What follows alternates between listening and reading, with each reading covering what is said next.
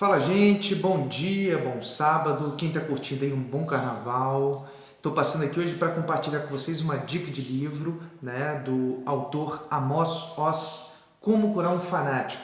Esse livro ele é muito interessante, ele vai falar de um contexto muito específico, mas dá para a gente pensar também no nosso contexto nacional e particular. Então é isso, vem comigo, vamos refletir um pouquinho aí sobre vida, sobre cultura, sobre ideias. Vamos junto, solta a vinheta, Guilherme.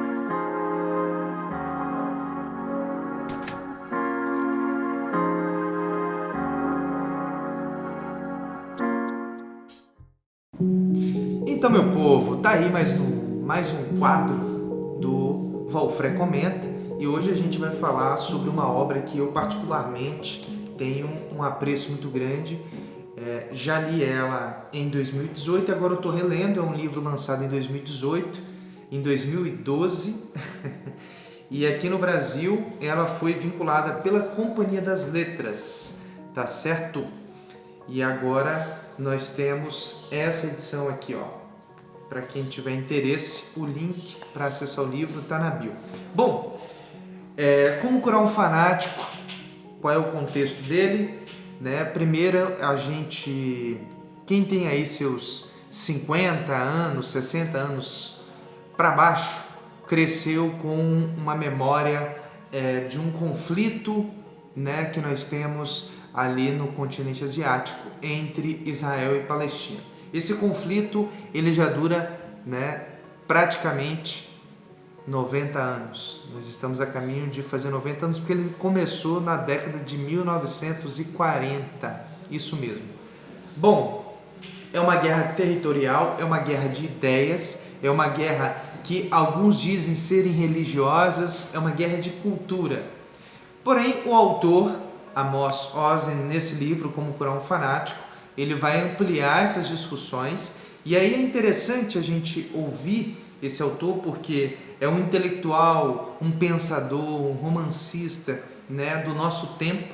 Ele nasce em 1939 em Jerusalém, exatamente no principal epicentro, vamos dizer assim, desse conflito, né, daquilo que eles chamam de Terra Sagrada, né, são as três principais religiões do mundo, né, islamismo, cristianismo, judaísmo, consideram Jerusalém como uma terra sagrada. Então, bom, mediante isso nós vamos ter, a partir do olhar desse pensador, desse intelectual, o Amos, pensar por que esse conflito se dá, por que ele se estende por tantas décadas. Então vamos, primeiro ponto, pensar o seguinte. Antes de adentrar diretamente, eu vou trazer algumas citações aqui do livro. Quero pensar com vocês o seguinte: vamos pensar que nós temos, né, quem não tem, mas quem tem, ok. Vamos pensar que você construiu uma casa, né, e logo em seguida um vizinho construiu uma casa ao lado de você e vocês passam ali décadas e décadas um ao lado do outro. Passado algumas 2, 3 décadas, um desses vizinhos descobre a planta da terra, que na planta da terra o outro vizinho ocupou uma parte do seu terreno. E aí começa a gerar um conflito territorial entre dois vizinhos devido a um pedaço de terra.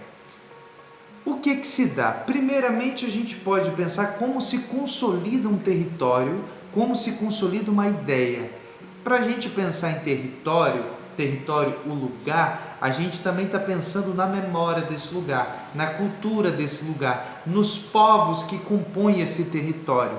Então, se tratando de duas casas, a gente tem duas famílias, duas pessoas distintas, com ideias diferentes, com valores diferentes, né, com formações diferentes. E como que ela se consolida? Primeiro, eu olho para o meu vizinho e falo: olha, eu tenho aqui a comprovação que você ocupou o terreno 30 centímetros daquilo que é meu, eu paguei por isso. E por conta de 30 centímetros começa uma guerra territorial. Bom, por que se estabelece uma guerra territorial? Porque eu paguei, o terreno é meu, a terra é minha. Então, aquele que diz que pagou, ele comprova com dados, com documentos, e isso começa a gerar um conflito, e o outro comprova com dados e documentos que o terreno que ele construiu está certo. Então começa uma guerra territorial através da comprovação de documentos. Nós temos aqui um primeiro embate, um embate com dados, porém que esses dados entram em conflitos, porque eles não estão sendo exatos um com o outro. Então provavelmente quem veio antes criou-se uma escritura que vendeu esses terrenos com esses problemas, com essas demarcações erradas. Bom, por que eu estou fazendo essa analogia? Vamos pensar agora essa comparação com a guerra Israel e Palestina. Nós temos duas culturas consolidadas, duas ideias consolidadas, tradições religiosas consolidadas, com valores diferentes, mas com um apreço em comum, né? Um território que eu considero que é meu, porque ele é do meu Deus, né? É um território meu.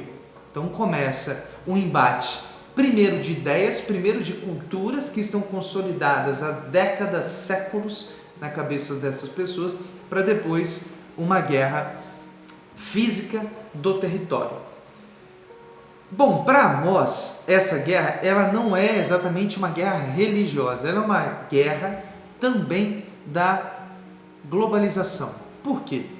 Até décadas atrás, quando a gente não tinha uma globalização tão consolidada, e aí com a questão da internet isso vai criar um impacto exacerbado de ampliar a globalização, né? Como diz o Bauman, né? A globalização é uma cobra que come o próprio rabo, né? Ela não tem retorno, né? Ela é alimentada pelo capitalismo, então ela não tem retorno. Então Amós ele vai dizer que é uma guerra que é impactada pela globalização. Por quê? Porque até décadas atrás as pessoas cresciam num lugar, acreditava-se que iriam morrer naquele lugar. Não pensavam-se muito em viajar, em explorar o mundo, diferente de hoje, com o excesso de informação e que eu posso navegar e ver outros lugares, que eu posso ir até esses outros lugares, isso possibilita com que eu imagine que eu posso querer ir lá. E a gente está sempre escapando do lugar onde nós estamos. Amós vai dizer que esse impacto da globalização vai trazer um conflito de interesse e tornar as pessoas mais vulneráveis e incertas, conflituosas. Então nós somos seres conflituosos, nós não estamos exatamente ocupando o espaço onde o nosso corpo está. Então há um conflito, primeiramente do impacto da globalização, há um conflito, né, territorial na memória do sujeito. Territorial, eu não ocupo esse lugar que eu estou, eu quero sempre ir para o outro lugar. E como isso vai impactar diretamente, né, esse conflito, essa guerra de décadas entre Israel e Palestina? Vai haver ali um fanatismo de ideias. Esse fanatismo ele foi sendo criado ao longo das décadas entre um lado e o outro lado, a ponto de ninguém consumir nada um do outro, né? Então nós temos a consolidação de ideias, a consolidação de território, né? Primeiro o território consolida, está ali, território, a terra, vem o que é construído em cima, a cultura, e as ideias que elas são divididas, né? Através de interesses, de valores diferentes ali. Então pense que para mudar uma ideia, para mudar uma cultura, ele é um hábito cultural da sociedade. Quando a gente pensa em nós, um hábito pessoal, já é difícil mudar. Agora, de uma sociedade, ela é ainda mais complexa de ser mudada. E é isso que está em vigor. Como que a gente altera os valores, não exatamente religiosos, mas saber que os dois podem ocupar o mesmo espaço, né? Então, duas culturas ocupando o mesmo espaço. Então, são culturas que estão ali, né? A gente está falando de territórios muito antigos e que vai criar esse embate fanático. Então, eu vou trazer aqui para vocês algumas citações que eu acho muito relevantes para a gente compreender nas palavras do próprio autor, né? Ele vai trazer assim: o fanatismo também é um componente permanente da natureza humana, um gene ruim que existe em quase todos nós. O fanatismo muitas vezes origina-se na vontade imperiosa de modificar os outros pelo próprio bem deles. Então, às vezes, eu acredito tanto que eu gosto do outro que eu quero modificar o outro, né? Que eu quero que ele também seja como eu. E aí a gente pode trazer para a nossa realidade no Brasil, né? Esses conflitos políticos que nós temos entre esquerda e direita, né? Não prevalece a neutralidade de análise, né? Mas sim, o meu lado está certo. Não, o meu lado está certo. Então a gente chega numa condição de fanatismo, né? Você é assim, eu quero mudar você, eu quero mudar você, e ninguém chega a um consenso e entra-se em conflito. O fanático é um grande altruísta, está mais interessado em você do que nele mesmo, né? Ele ama muito o outro, ele vai fazer até a comparação do caso, né, do 11 de setembro, do ataque às Torres Gêmeas, que o Bin Laden, ele fez aquilo como um ato de amor, né? Como um ato de amor, pensando em mudar os outros. Então, bom, o fanático é um ponto de exclamação ambulante. O sinal indicador do fanatismo não é o volume de sua voz, mas a atitude com as vozes dos outros. Não raro, um traidor é apenas uma pessoa que mudou aos olhos daqueles que desprezam mudança, rejeitam mudança e odeiam os que trazem novas marés. Então eu estou tão consolidado na minha ideia, eu estou tão imbuído e acreditando, né, com os olhos cegos, que o modo que eu vivo, que a forma, que a minha cultura ela é a certa, que eu crio conflito com o outro. Então ele vai dizer, o conflito Israel-Palestina não é um filme do Velho Oeste, não é uma luta do bem contra o mal, é antes uma tragédia no mais antigo e mais preciso sentido da palavra, um choque entre o certo e o certo. Um embate entre uma reivindicação muito poderosa, profunda e convincente, e outra muito diferente, mas não menos convincente, não menos poderosa, não menos humana. Os dois lados têm razão.